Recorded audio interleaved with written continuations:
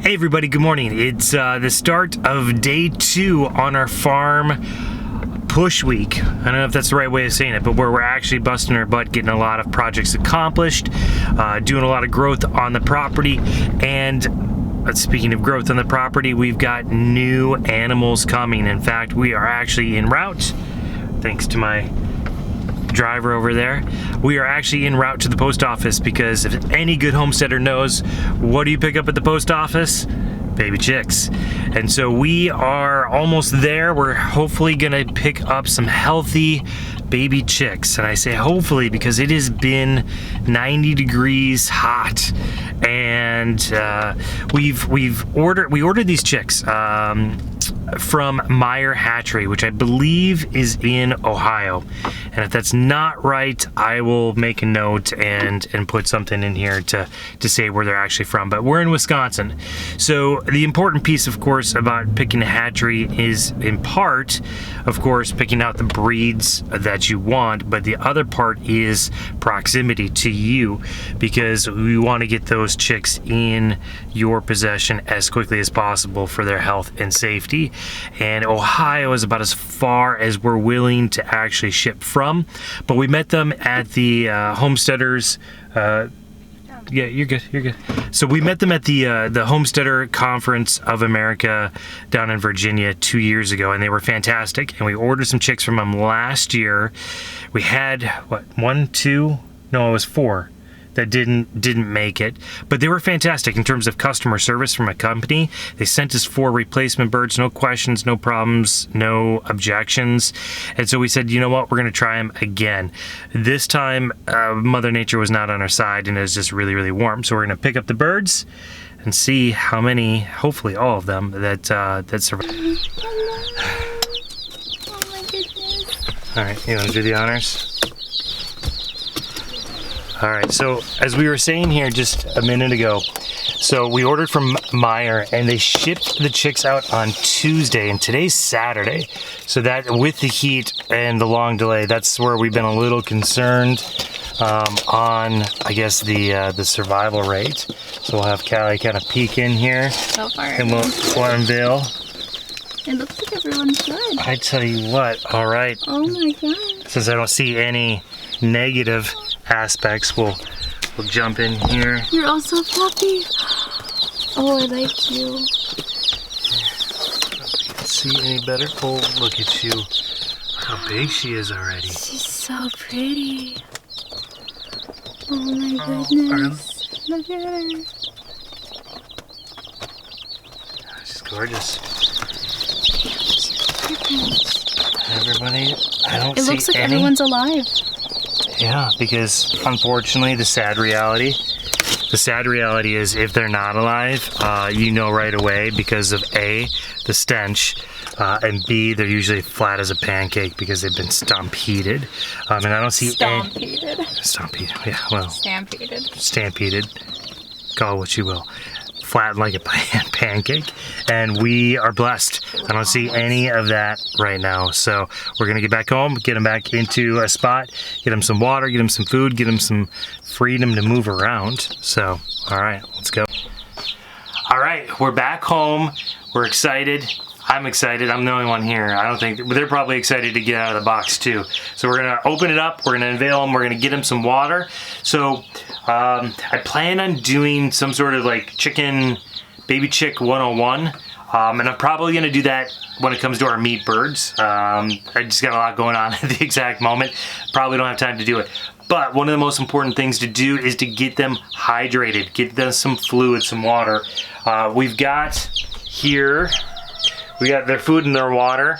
I've got it up on a cylinder block because I want them to not get bedding put into it. But within the water, what I ended up doing is putting just a little bit of, it was warmer water, not hot, but warmer water, and sugar in it. And the idea behind that is that sweetness, it gets them to, I guess, seek it out. You know, they like it, they enjoy it, right? And so we only do it really the first time to make them understand what the water is, what the concept is, and then after that we never do it again. But it's just that first time to get them to the watering hole, if you will. So without further ado, to the chicks.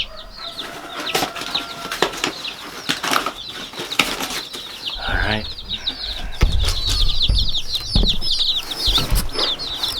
And here's what we got. So we got green queen chicks and Kana chicks, Buff Orrington, Buckeyes.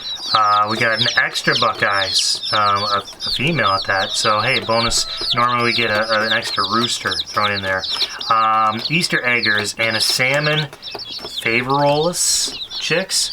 So we've got a variety of things. I have no idea which ones are which in terms of who they are. But here's, so this is going to be a buff orange. This is going to be a buff. I'm almost positive. So again, now the big thing here. Now the big thing is to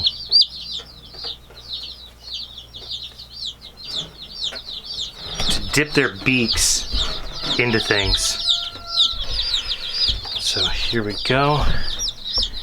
Here's another one.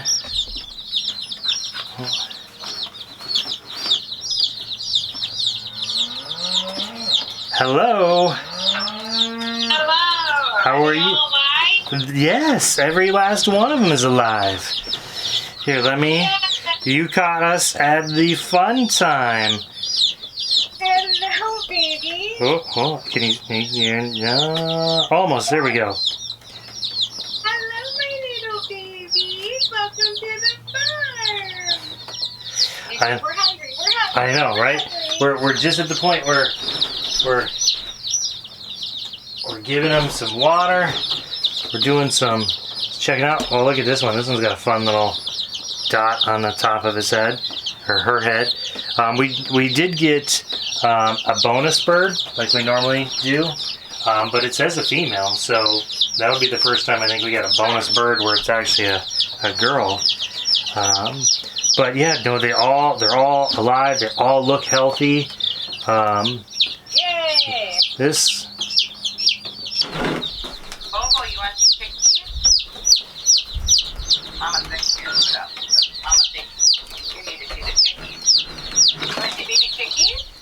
Look at the chickies at home. Look at the baby chickies. Say hi, baby chickies. Oh, he's waving. Hi, baby chickies.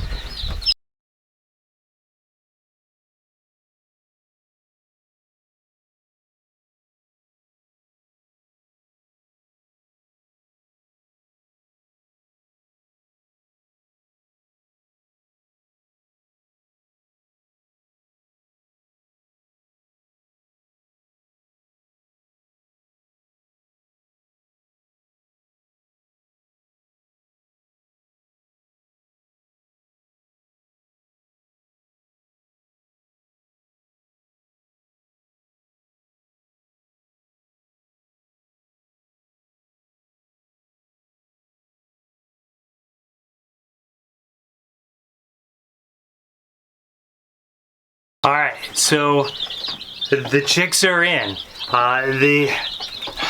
Honestly, I forgot we got this many. These aren't even our meat birds. These are our egg layers. So we've got 41 new egg layers on top of the 20 that we have right now. So we're going to be swimming in eggs this time next year. Not a bad thing to have. We're hoping to be able to do a farmer's market stand next year, so it'll all be good. I'm not too worried about the overproduction, but they're here, they're healthy, they're running around, they are clearly happy that they are have some space to move. They've been pent up for the first 4 days of their life in a little box, so they're happy. We're actually going to pull in a couple new chicks, right? So if we didn't have enough here, we actually have 3 confirmed, maybe more, but 3 confirmed baby chicks that were born probably within 24 hours of these chicks. But these came from our silky and or bantam hens that we have here. in a normal situation, we'd let them run around and be with their moms and let the moms raise them.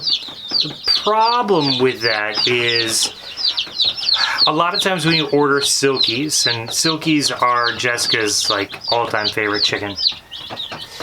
When you order them, most of the time you can't get them sexed, or if you do, you're paying like through the roof prices to be able to make that happen. So we ordered a straight run batch of like 12 silkies last year, and of course inevitably like 9 of them were roosters. So we're concerned that the roosters are going to be a problem for the baby chicks. So as much as we loved for the moms to raise them, we're going to pull them, we're going to put them with these guys, and when they grow up, we'll put them with their moms. Not exactly the same, of course, but the idea is that we want to be able to have some of the foo-foo, fun, silky-like birds. Again, some of them are not just silkies, but you know, lots of fun. And now we're gonna have a bunch of crosses, so who knows what they're gonna look like. But a little bit more ornamental birds. And again, Jessica loves the variety, she loves them. So we're gonna do that. But hopefully with this process, with these hens being broody and them actually hatching, we'll be able to create our own flock without actually having to buy them, which would be a wonderful blessing. But I need to get, so we've got, okay, so back to the chicks.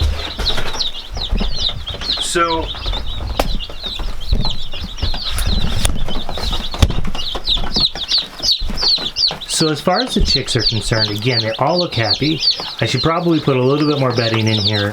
Again, the pool is a little bit bigger than I thought, and I got more chicks than I thought. So, but I'm definitely going to need another water container and another food container, like sooner than later.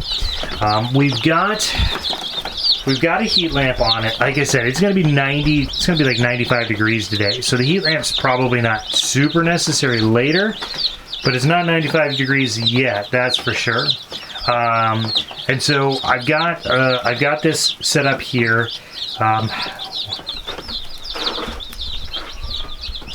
Sidebar. You'll notice that I've got the heat lamp clipped to a board, the extension cord wrapped around the board, and then it's secured with essentially like, you know, an industrial twisty tie.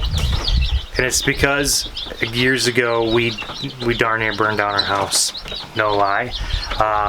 Jessica smacked me at like 4 in the morning, 3 in the morning, whatever it was. And she smacked me, and before she could even yell the word fire, I'd already smelled the smoke. And we knew immediately what it was. It was the most logical thing. It was the baby chicks. And long story short, and I can go into it later in life, one of our daughters thought that the chicks were looking cold before bed, so she adjusted the heat lamp, and when she did it, she made it insecure, and it fell into the bedding and started the bedding basically on fire. And Lord saved us from a catastrophe. We ended up with an enormous amount of smoke damage, but we didn't end up in an engulfed fire. So we were all right. But now, lesson learned, we take that seriously. We're securing the heat lamps, whether it's in here or out in the barn with our sheep or our goat kids or wherever it might be.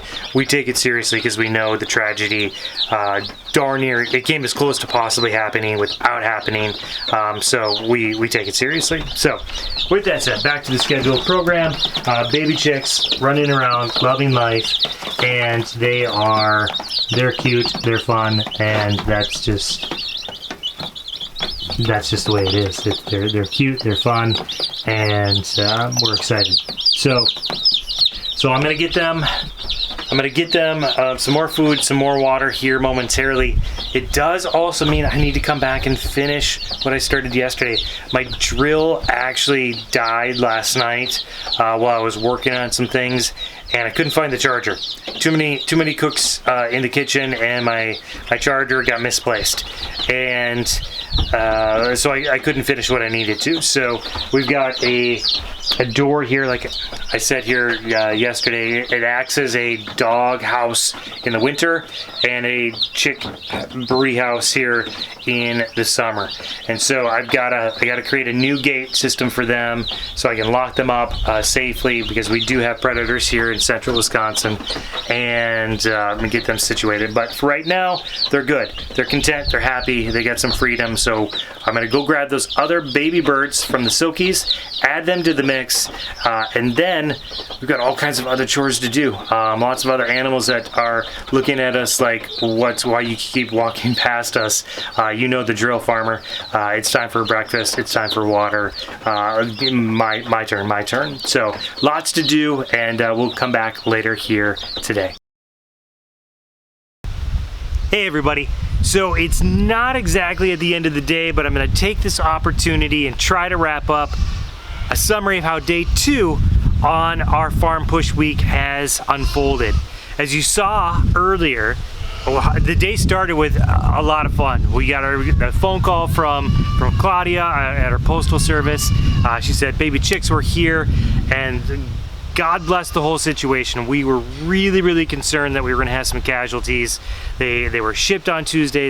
They arrived here on Saturday, and super hot. But everybody made it. Everybody's good. So A+ Meyer Hatchery, we appreciate it. They look amazing. They're super strong, super fluffy, super beautiful, all good things. So we're excited. So we added 41 new egg layers, plus we brought in 4 of our silky bantam cross that we kind of have created here naturally on the farm.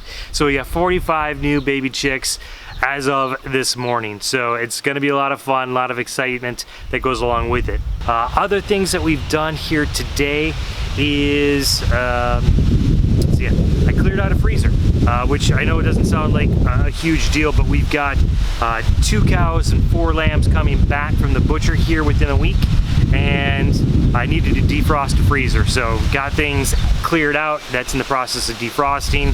It's not glamorous, but it's needing to be done. Callie and Courtney got all the prep work for Sweet Pea and our dairy cattle for their new paddocks that we're going to put in. So tomorrow we start running barbed wire. The posts are in, the posts are ready. Literally it's just putting up barbed wire and we're done. So that should be a completed project tomorrow. Let's see, what else have we done? Callie's been taking care of us. She's made yogurt today. She's made 2 sets of bread and a lasagna. So she's been a whiz in the kitchen. That's been a blessing. Courtney finalized the garden. There was a handful of stragglers, little last minute things that needed to get in, or those last little misfits that needed to find a home. She got all that done today. So now our gardens are done, with the exception of something we're going to do later this week, where it's going to be a little bit more of a direct soil vine thing, but that's separate than the traditional garden that we've got going on. And then the other big thing that we got was hay today. So as I mentioned yesterday, we were on bottom barrel levels of hay, and we got a hay source delivered today, and that was both a blessing as well as exhausting in the heat to get hay, stack hay, all that. And again, if you got animals and you stacked hay, you know how brutal of a process that can be on a 90-degree day. So that was done, and then we took it a little bit easy. We did some homeschooling and stayed out of the sun for a little while, and that's been it. So today's been a little bit lighter of a day, but now that it's not so blatantly hot, I'm back working on this project here. Gonna get this buttoned up, and then we'll see what else we can do to wrap up for the day. But that's the progress report for the day. But hopefully